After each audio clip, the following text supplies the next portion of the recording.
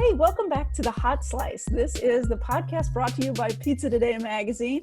And what do we have on the show? All of us on the editorial staff here at Pizza Today. So I am executive editor Denise Greer, and with me today is Jeremy White, our editor-in-chief. Then we have Josh Cowan, our creative director.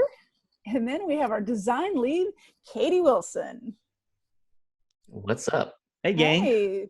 Hello. So this is going to be I love these. First of all, I love We these. should have just let Denise talk the entire podcast and we just sit here and watch her.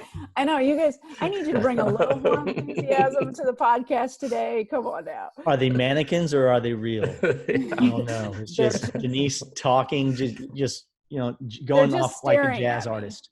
Anyway, all right. So this is actually a really fun episode. So we've got us all on the show today to do an Ask Pizza Today.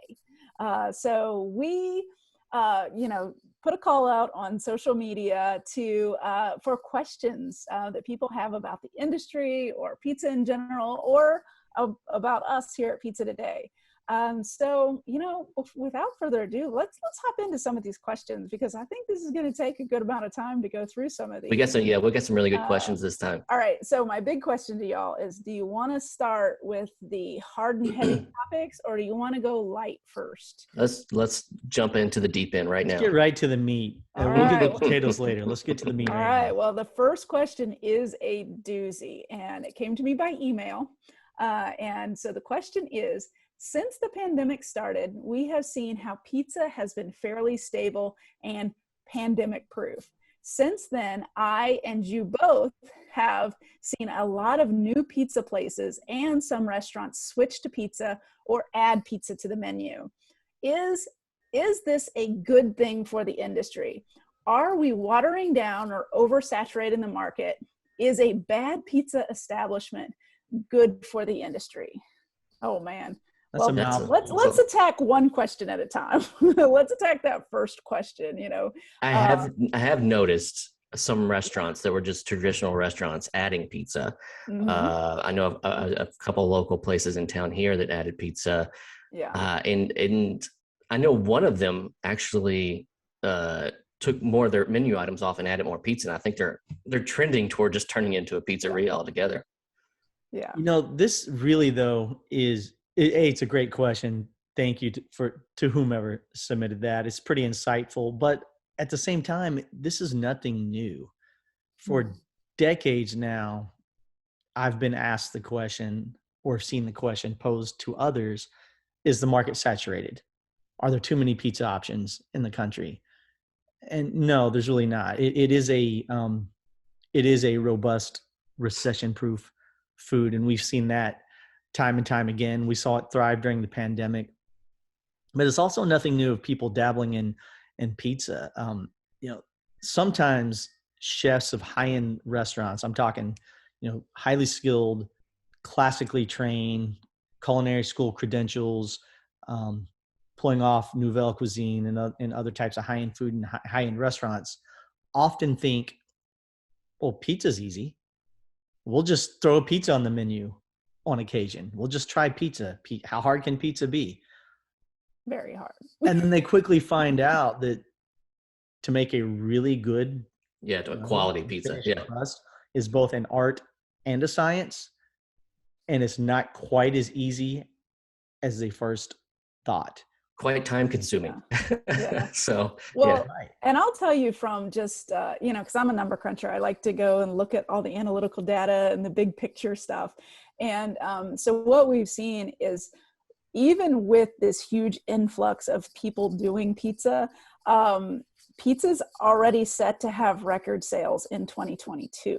So what I'm kind of saying is the market will level itself out in a way, because the ones that are good at business, good at pizza, you don't necessarily have to be good at pizza sometimes to succeed in the pizza industry. We all know that.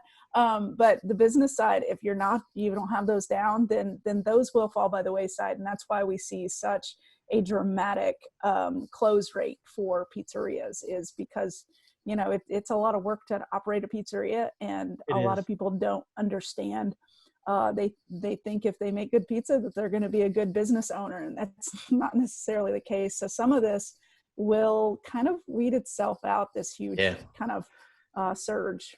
Yeah, and if you go back in time, there are questions in the late 70s, early 80s, is delivery good for pizza? And then in the 90s, is take and bake good for pizza? What, they're going to cook it at home? Is that good for pizza? And then when the fast casual, the Blaze and all those chains of that nature came into play. Well, is fast casual good for pizza? It's always something. Is this, is Neapolitan good for pizza? Is grandma good for pizza? It's, and then a little bit of all of that is good for pizza, but it all levels out eventually. Right. So, and when it gets to the question, I forget the exact wording, Denise, but is the influx of bad pizza a good thing for the industry? And I almost, kind of chuckle that just a little bit. There's been really terrible pizza in play for decades. Bad pizza's not going anywhere. No. People still, consumers. Because it's all relatives anyways. Look, consumers still buy frozen pizza at the supermarket, right? People literally make a trip to the grocery store and walk out with a frozen pizza when they could have visited anything from a quick $5 drive-through pizzeria to a nice, sit down, high-end pizzeria, right? Yeah. So there are always going to be various levels of pizza out there because there's a consumer to match that. There's a young kid who can't afford anything else but the $5 pizza. There's a college student. There's a single parent. There are people who have to eat the frozen pizza, right? And there are people who, like us, appreciate great pizza and are going to pay extra for that as well. So I think there's room for everybody, really, at the end of the day. And if you're a pizzeria owner and you're concerned about restaurant A and B, they're not pizzerias putting pizzas on their menu to take away from you. Yeah, maybe at first, but you just can't throw something like pizza on the menu and just think it's going to be a good product. And it'll all come back to you if you do it right. Yeah. Katie, let me ask you. It's a long game. If you are hungry and you're deciding who is going to get your dining dollar tonight, right? Your stomach space, who's getting that tonight? Do you say, okay, I'm deciding between the Chinese restaurant up the street, I'm deciding between the taco joint up the street, and I'm deciding between the pizzeria up the street, and I'm going to decide which type of food I want to eat tonight? Or do you say, okay, I want pizza tonight. I'm deciding between the pizzeria or the Chinese restaurant that has pizza on the side?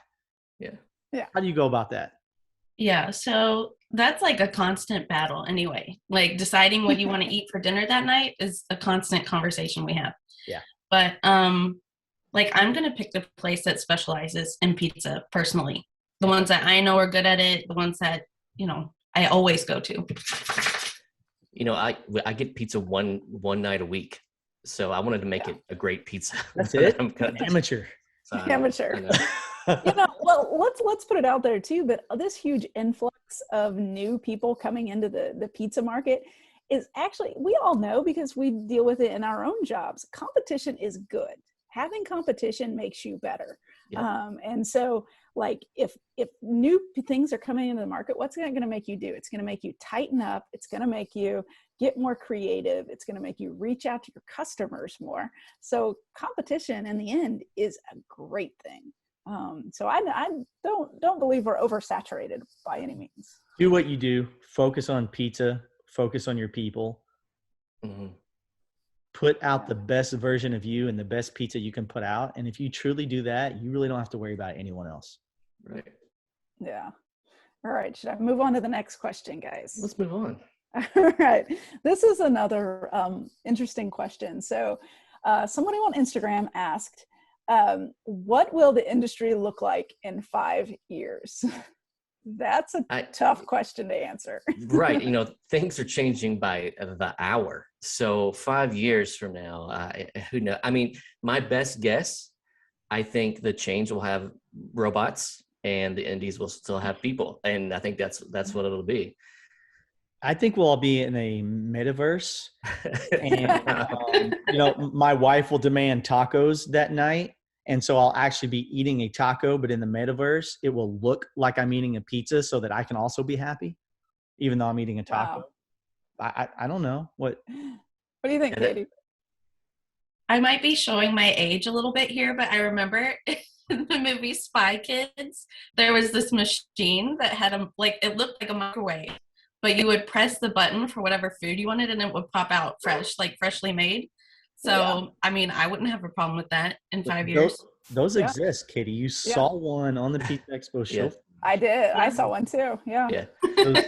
I really do think, especially with the employment issues that we're having across the U.S. I think the chains, once it gets going, I think it'll all be robotic, and so indies will have to rely on, hey, these are handmade pizzas, and we do them better than anyone. It's not just a factory pizza or whatever. So that's something definitely they're going to look forward to for sure. And I think we're going to see the rise of, or not rise is wrong term. It's already here, right? But the ghost kitchens, I think that's going to just continue. I think that some of you know how I feel about the word pivot. I think it was the most overused word of 2020 and 2021. But some of these pivots that people made during the pandemic worked and are going to stick around long term. So I do think that some people enjoyed. I'm not gonna lie. I don't mind if everybody stays 6 or more feet away from me for the rest of my life, right? So I think people are going to eat restaurant food at home more than ever before over the next 5 years as well. I really do. Well, off-premise sales were trending to go gangbusters even before the pandemic happened. So the pandemic just kind of put it into overdrive, you know what I mean? Mm-hmm. But, one of the things, because, I just love looking at that kind of stuff, looking at outlooks and forecasts and things. And I think Denise asked this question herself. I don't think somebody. No, I didn't. I swear it wasn't me. I think Denise planted this question because this is her jam, and this she's is like, what I give me the floor. I think she made this question up. No, but I will give you my opinion. But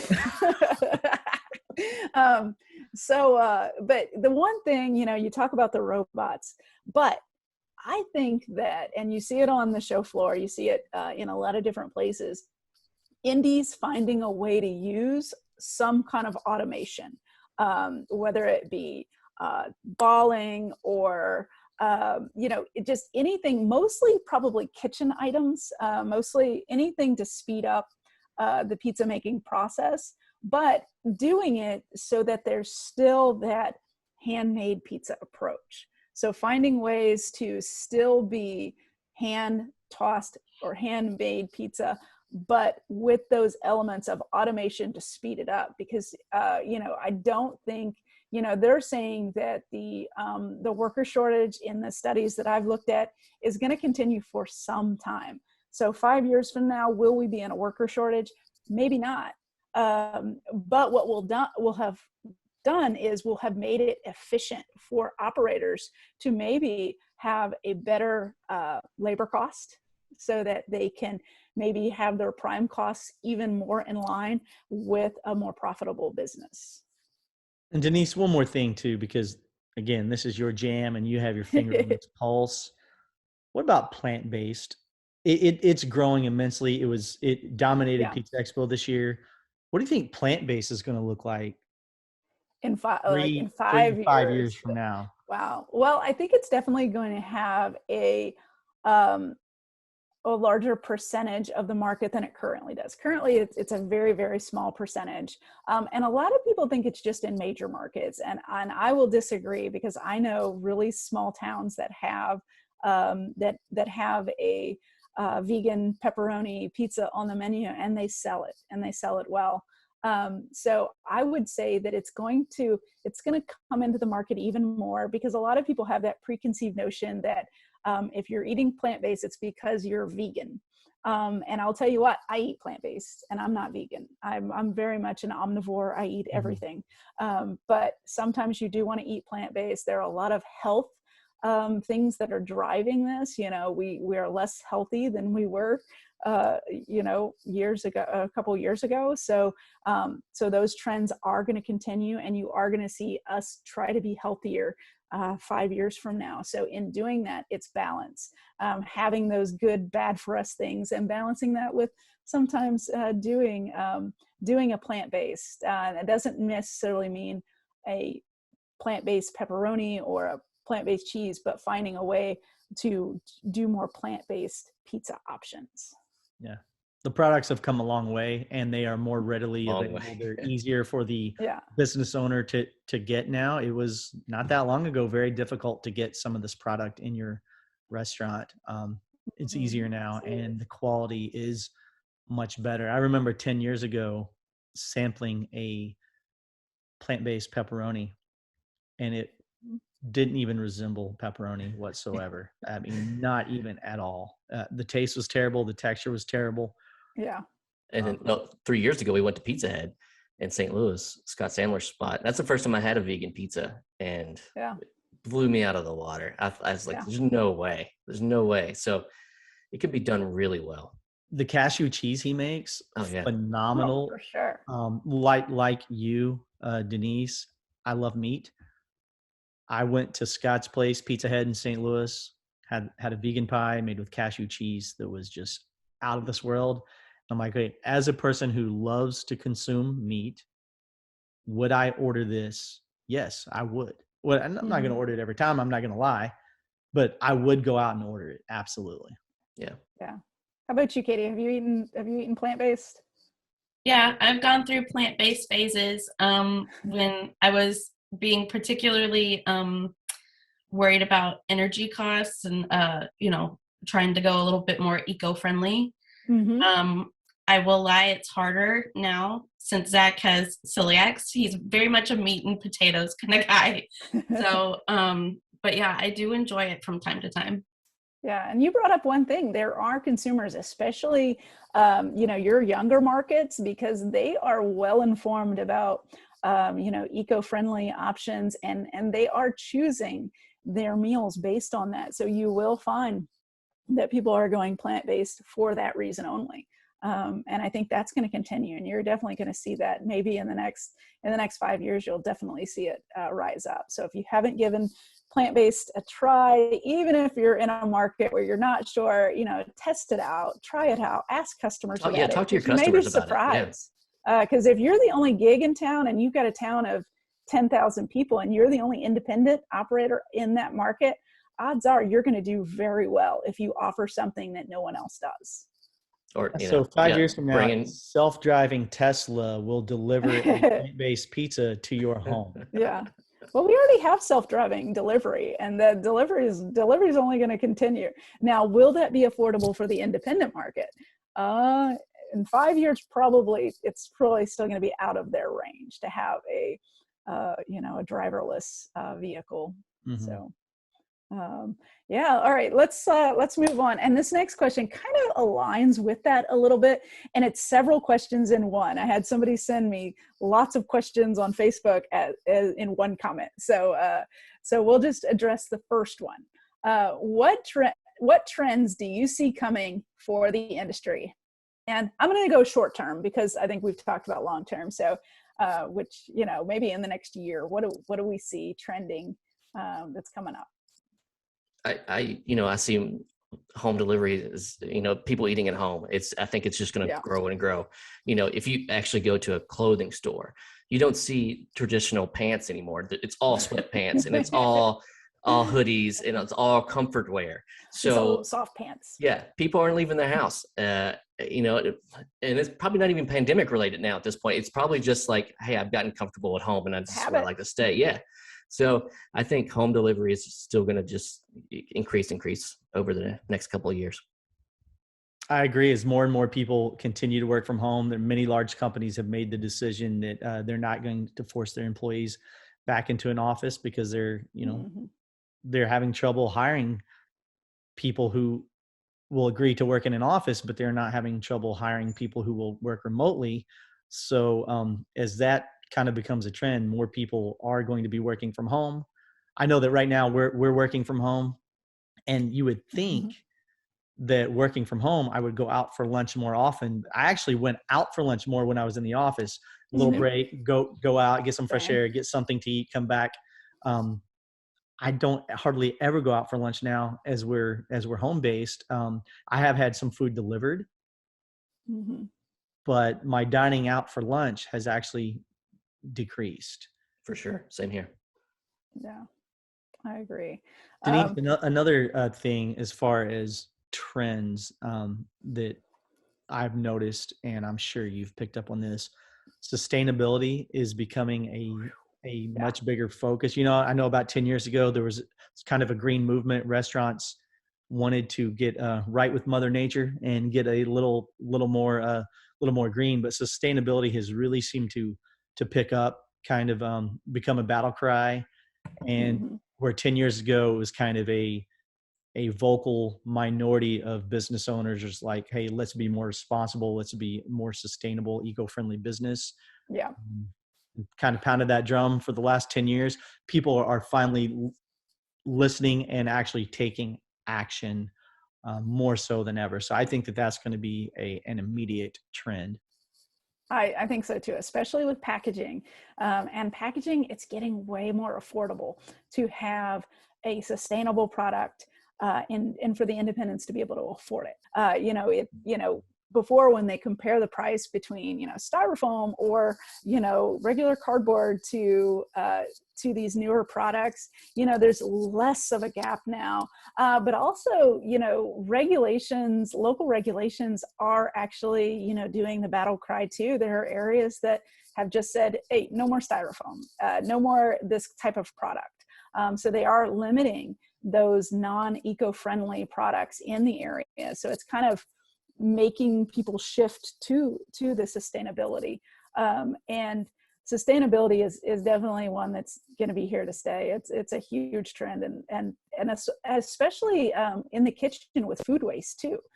People are finding ways to make sure that they're disposing of that food properly, and that food's becoming used for energy and things. No, Denise, you're right. And I'm glad you mentioned cost. That's often a driving factor. We've talked to people who say, I want to go to sustainable packaging, or I want to be a green certified restaurant. I want to do this, I want to do that, but it doesn't make financial sense to do so right now. And the unfortunate thing is a lot of people want to do the right thing, but will not do the right thing until it financially and economically is rewarding to them.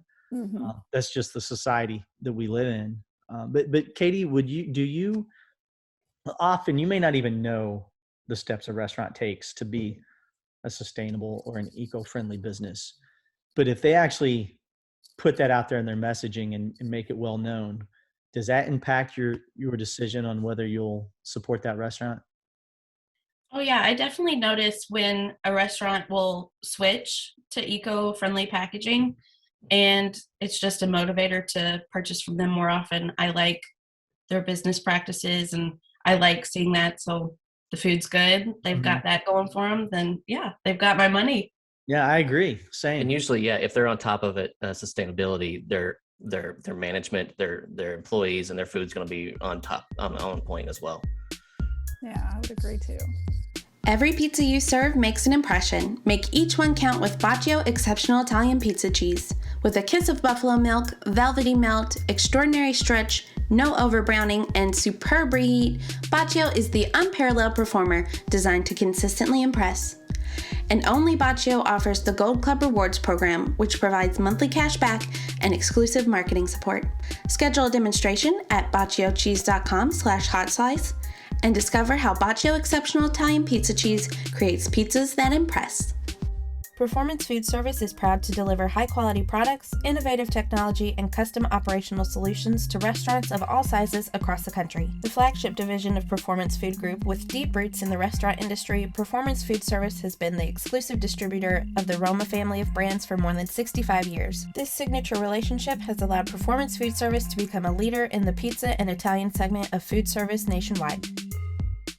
Okay, so he has a second part of that question, and it's directed at us, guys. So we better have our answers here. So, so the question now is, how are you preparing to take advantage of the opportunities change will create? Well, we're doing that all the time. Like, we're constantly studying and educating ourselves on what's happening in the not only our markets, but other markets that are spilling over into the pizza market. Yeah, that's our job one. I mean, just to prepare everyone for what's coming down. So And Jeremy has a huge task in that with Pizza Expo. It's, it's a challenge that I welcome and that I enjoy. We do, as I do personally plan the majority of the content for Pizza Expo in terms of who the speakers are and what the topics are. Obviously, I rely on a lot of people for a lot of help and input, but it is challenging because you're often trying to look into a crystal ball a little bit and say what's going to be relevant 9 months down the road, what's going to be relevant 2 years down the road. So you do have to stay on top of it for sure. That's where Denise comes in quite handy at times, because again, no one stays on the trends better than Denise does for sure. As to the question as to how do we prepare for it? We stay in constant contact with key players in the industry. People like Tony Gimignani, Laura Meyer, Audrey Kelly, Mike Bausch, and the list goes on. Q Wimberly. We can name 1,000 people, but and all of us kind of have our own relationships and contacts. So Josh may reach out to person XYZ, and Katie person ABC, and Denise this person. I talk to this person, and then we all come together and, all right, this is what she said. This is what he said. This is what he's seeing in his pizzeria. This is what's not working for her. And we just kind of throw that all on the table, and it's a big lump of clay. And then we put our hands in it and kind of mold it from there. But really, it's those boots on the ground, those experts who are in the trenches who report back to us, because they see the trends before anyone else. And quite honestly, look, if you, not to pick on Pizza Hut or any large chain, but when you see Pizza Hut roll out I'm just going to say a buffalo chicken pizza. Yeah. Well, by the time they've made that decision to do that, and they've developed the product, and they've put it through testing, and they've put it through the marketing crew and everything they need to do to put that on the menu and roll it out with a big Super Bowl ad, that pizza was already on Tony Gimignani's menu 12 years ago. Right. Because Tony can wake up today and say, I have an idea. This may be terrible. This may not work, but I'm going to throw pistachios and grape jelly and see how it goes, right? And he can just do it and try it out. I'd eat that. If it doesn't work, he throws it away. And if it works, he puts it on the menu. So Tony can, and people like Tony, independents, can just be much more nimble and much more experimental. And those are the people we talk to every day, because, hey, Tony, did pistachio and grape jelly work? No, but raspberry jelly did. You know what I mean? So I think we have our recipe of the month for next month for sure already. It's pistachios and grape jelly. I think so. I'd try it. I don't care. I'll try anything once. And the other one is for us, and it's, when does Expo registration open? You know how many people I have asking me about this because they want to get in on the competition, and the competition closes so fast. December. Huh? It's opening in December. I'm not going to throw out an exact date because it often shifts by a day or two based on a number of variables. Mm-hmm. But it's opening in December. Yeah. It's opening soon. Stay tuned. We'll let you know for sure. We'll give you a fair enough warning. I like it. Oh, I like it. All right. Let's continue on.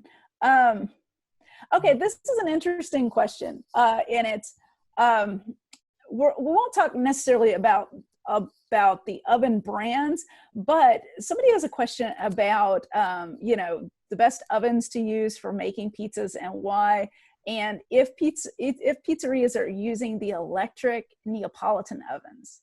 Well, and I'm gonna tell you, like, the electric ovens, I'm hearing a lot about the electric ovens. People are loving the electric ovens these days. Yeah. To go back to the question though, and I had it. Josh was there. We were sitting down with Dan Richer at Razza in Jersey City, and we had a really detailed discussion with Dan about ovens and the finished product. And Dan will tell you this. Laura Meyer will tell you this. Any pizzeria owner worth their salt will tell you this. The oven that is going to be best suited for your operation is entirely dependent upon the product you wish to produce, right? If I'm Exactly. making a grandma pizza and that's going to be my thing, or a Detroit style pizza and that's going to be my thing, and you're making a Neapolitan pizza, then we need two entirely different ovens, dough formulations, processes, everything is different. So there is no one best oven, right? A tavern thin is going to utilize a different oven than a Pensa. There is. So let's dispel that myth right now. What's the best oven on the market? I don't know. What kind of pizza are you going to Right. What's your dough fermentation technique like? What are you going for? It all starts there. And it all starts there. So Denise's Pizzeria, the best oven for Denise is not the best oven for Katie, because they're going to make two totally different product. Absolutely. So there is no. But once you find out what product you want to serve to people, go to Pizza Expo and test that's the best place to do your research, because they'll all be there and you can walk from one to the next. Yeah. And it's all the buttons. Heck yeah. And then when you figure out what style of pizza that you want to do, and maybe you want to do multiple, you need to reach out to operators that are doing that same thing. I mean, that's the one thing that we have the advantage in this industry, is we have people that are willing to help out other people. So, talking to an operator that's using, maybe you want to, have a deck oven. They're going to, tell you about their deck oven and what are the pros and cons with the deck oven they're using. So getting that insight from actual operators that are using that product is so vital. And then getting your hands on the product when you come to Pizza Expo and touching it, and asking your millions of questions, because they're ready for them. The exhibitors are ready for those questions. And there are now a growing number of pizzerias who have multiple ovens in there. We're all in a lot of kitchens. And back in the day, we'd go in and the kitchen would only have a big bank of deck ovens and that's it, or it only have a wood burning oven in the corner and that's it, right? With the workhorse We've conveyor. pizzerias now that have electric deck ovens, wood burning ovens. We've seen rotating decks, and conveyors in the same. I mean, we see everything now as people are starting to offer multiple styles. By the way, Nicole Bean will be leading a seminar at Pizza Expo 2022 in Las Vegas on the logistics of offering multiple styles of pizza, just so you all know.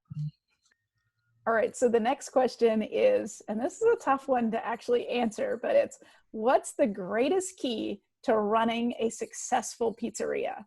Ouch. Well, here's the thing. We don't run successful pizzerias, but we are around a lot of people who do. So I just woke up, guys. All right, restart that. Sorry, because he totally got right. All right, you want me to start over with the question? Take three, Nay. What's this? Take three. This time it wasn't my fault. It wasn't my fault. All right, fair enough. Fair enough. All right, so the next question is, what's the greatest key to running a successful pizzeria? Ouch, this is a tough one. Yeah, because we don't run successful pizzerias. We photograph them and write about them, but thankfully we're around them all the time when we go visit. And I would think it all starts with how you treat your staff, and it goes on down from there. And your staff treats your customers well, and then I would put food third on that. Oh wow. Mike Bausch plays Billy Ocean in his bathrooms and makes it clear that Lou Diamond Phillips is not welcome to dine in his establishments, and he does quite well. So I think everyone could follow that lead, but if you feel like that's not quite enough, which is understandable, I think for me, the biggest thing I've seen over the years is to manage your money, be smart with your capital. A lot of people enter the restaurant industry, on a whim. They lost a job, or they've got this romantic notion of how great it will be to make amazing pizza and serve your guests, which is awesome and true. But they don't think about, okay, I got to clean the toilets at 2 a.m. and I've got to do this and I've got to do that. They don't think about that. But I see a lot of people enter the business underfunded. They just didn't have enough they barely had enough capital to get the equipment and maybe the opening ingredients and get open. Maybe they didn't have enough for marketing. Maybe they didn't have reserves for a rainy day. And that's what ultimately puts them out of business, is just not access to enough capital. So starting in a hole. I think that's the biggest thing that I've seen, is have your money in order and be very smart about your money as you're getting off the ground. Once you do establish some success, you will reap those rewards. But if you're undercapitalized to start, you're, like Josh said, you are in such a hole. Yeah, true.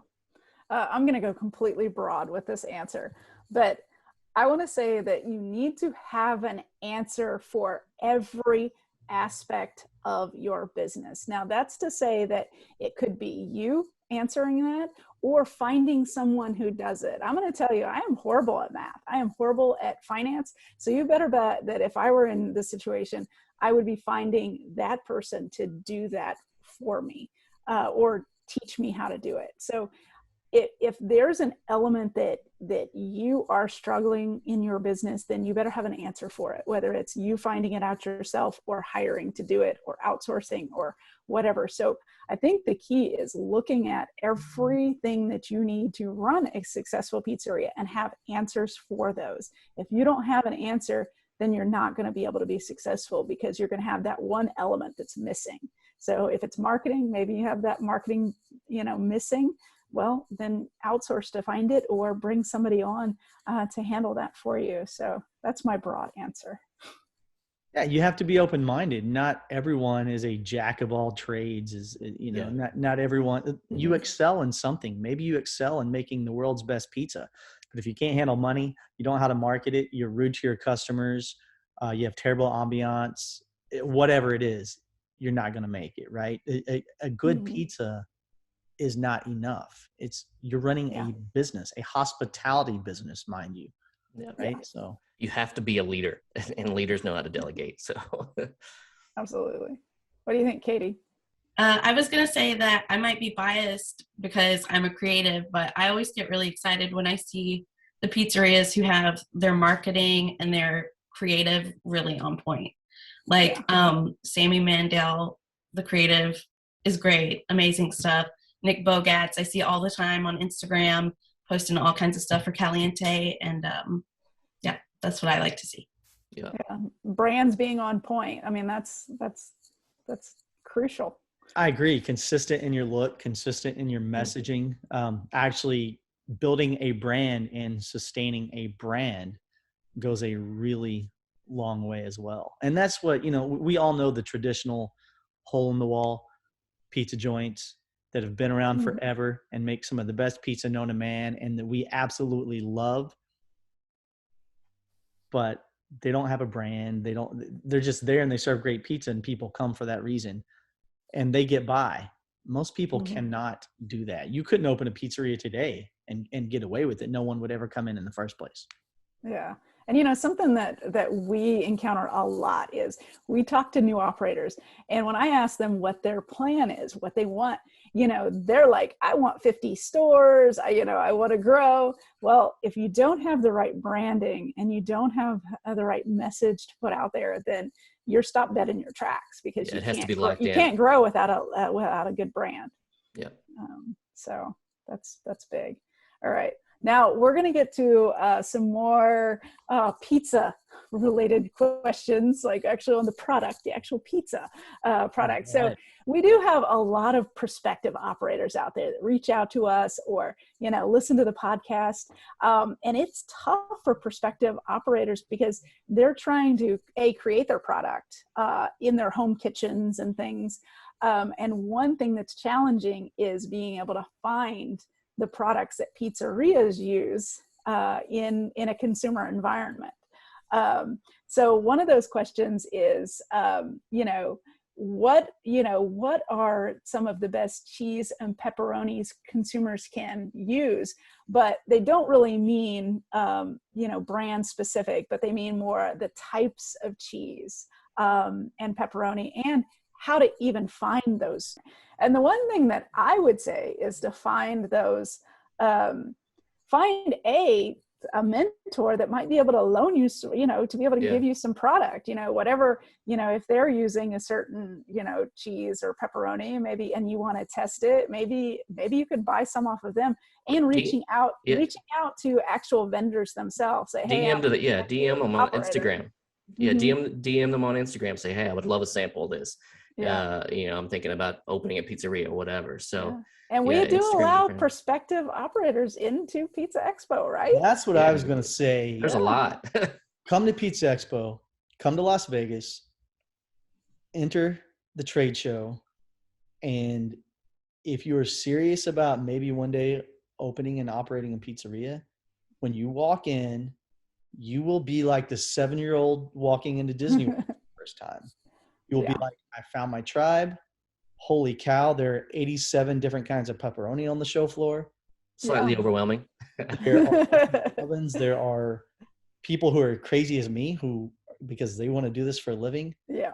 And you're gonna be at home. You're gonna be amongst your crew, and you will be able to sample cheeses, pepperoni, sausage, absolutely, olives.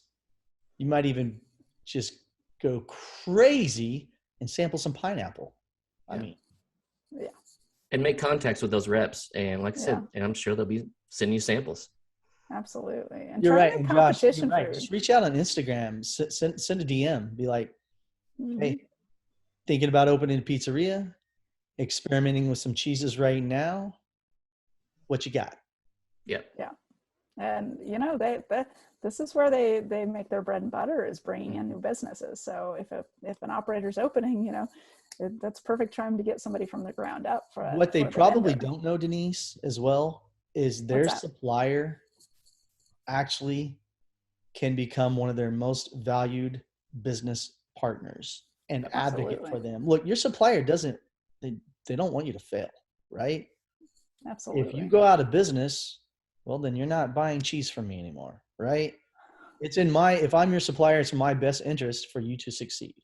So I'm not going to give you bad advice. I'm going to do all I can based on my experiences and my expertise and what I've seen work in markets similar to yours to guide you, not necessarily to look. A lot of times people think, oh, they're trying to fleece me. They're trying to charge me X, Y, Z and make money. Well, no, your supplier wants you to succeed. So that you buy 20 cases next week and next week and next week, right? So they're going to give you relevant advice, and they know the industry, and they've got boots on the ground. They're in stores all day, every day, talking to people in your shoes. They know what worked. They know what doesn't work. They know what products sell in Alabama versus Idaho. Yeah. They will help you out. Yeah. All right. Well, we've spent a lot of time on questions. So we're going to go out on just a fun question, which we've answered before, but you know what? My answer's changed. So I'm sure your answer might have changed as well. So let's go with, what is your favorite type of pizza? And mine changed. It changed again. Well, you go first then. I'll go first because I love it, and it's very much a trend right now, and maybe that's driving it, but I do eat a lot of tavern style pizza right now. I love tavern. I love it so thin. And a lot of pizza makers, because the crust is so thin and they're not able to get all that happy gluten structure that pizzaiolos love, but tavern style is just, there's something about it. For me, it's sensory. It's what I grew up on as a kid. And so since I have that kind of that memory to it, it takes me back there, especially because I'm not able to get home as much, to my hometown. So it's definitely tavern style. I can't get enough tavern right now. Katie? Josh, go ahead. I've had my affairs with Detroit and Grandma, but I always go back to my one true love, and that just straight up New York slice, thin cheese. That's all I need in life. So yeah, that's where I think that's where I'll always be.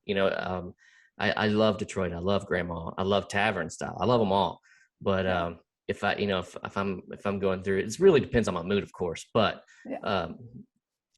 7 times out of 10, I'm going to pick just a good cheese slice. Yeah. Katie, what you got? This is a hard question for me because I feel like I'm still discovering myself in the pizza industry and like really like feeling out what's for me. So I hate to like take the broad answer, but like I haven't found any I don't like. So well, yeah. I like it all. Yeah. Denise, I'm with you. I'm on the tavern train right now. I've eaten probably more than my fair share of tavern pizza lately, but at this exact moment in time, what personally excites me the most is grandma pizza. We had one in Las Vegas, actually at Pizza Rock, that was probably the best one I've ever had, and I've been dreaming of it ever since. It was a game changer. I'm pretty fired up about grandma right now. Yeah. Oh man, grandma's so good. I mean, what's not good about pizza? I mean, there are so many. You know what I do want to get my hands on, because it's definitely, we've seen it trending, but I haven't been able to find a place doing it locally, and that's Pensa. I really want to try a Pensa. I haven't been able to get my hands on one. Very light, very airy, enjoyable. You can get one on the Pizza Expo show floor, Denise. Awesome. Yes, I will go find one this year. All right. Well, all right. think we covered a lot of ground. Man, we hit maybe our longest podcast ever. You guys, my cheeks hurt from talking so much. I'm hungry. I'm going to get pizza right now. Yeah, exactly. All right. Well, hey, thanks for answering the questions, guys, because I'm sure Great everyone questions. will appreciate that we've taken the time to answer their questions. And I will say, if you ever have any questions for us at Pizza Today, just hit us a message on social, and we'll get your questions answered. So, All right, from all of us everyone. at Pizza Today, thanks guys. And have a great Thanksgiving next week. Yeah, that's right. See ya.